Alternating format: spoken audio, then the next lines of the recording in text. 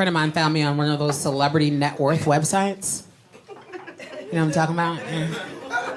Yeah. The internet said I was worth $19 million. Yeah. They were off by $19 million and $43.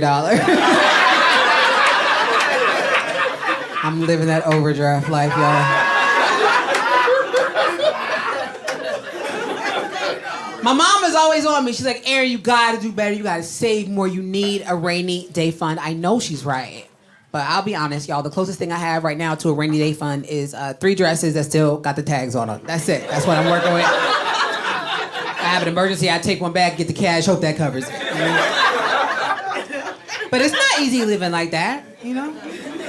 Sometimes I get invited to an event, and I think about wearing one of my emergency dresses, but I really gotta, you know, I really think, like, do I want to cash in a third of my life savings to go to this party?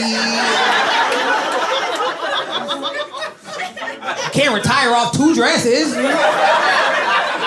Everybody knows you need at least 3 dresses to retire. I went to college, I know that. I don't think you get to retire from comedy, man. I don't think there's retirement from comedy. I just think you have a last show. That's not a joke. That's just reality. No retirement plan here. My dad retired. Like, he retired like the real way. Like, my dad went to college. His first job out of college, he worked there for 31 years, and then he retired. Yeah. That doesn't happen anymore. You know, that's not a thing anymore. And you think about it. I was thinking about it. I was like, you know, the advice our parents gave us, it was good advice when they gave it to us, but the rules do not apply. You know what I mean? When we were younger, or when I was younger, my parents were like, you get a job with some good benefits, you keep it forever. You know? You stay at a job for more than 5 years now, people are like, well, I guess don't nobody else want her. What's she still doing here? What's wrong with her? You know? It's not a thing. Buy a house. It's gonna be your security. It's the best investment. Yo, American Dream was a nightmare for me. You know, I own a home here in D.C. I have a home in Southeast, man.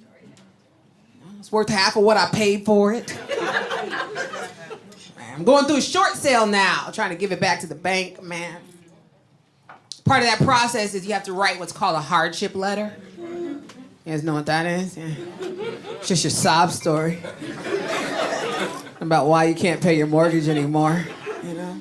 I'm a comedian. I live in New York and I have a home here. There's no way I can pay for both. I'm not that funny yet. But I wrote a sob story, yo. I was like, this is so good. I could get a blind audition for The Voice. This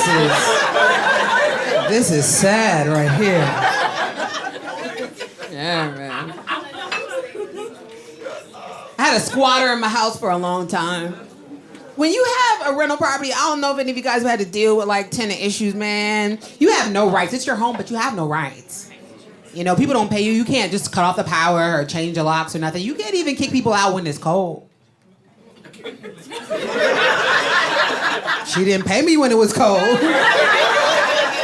I wanted to move to New York years ago, right? To become rich and famous. I wanted to be a star. You know what I'm saying? I rented out my condo, got a girl who never paid me rent. You know what I'm saying? I'm living with my parents.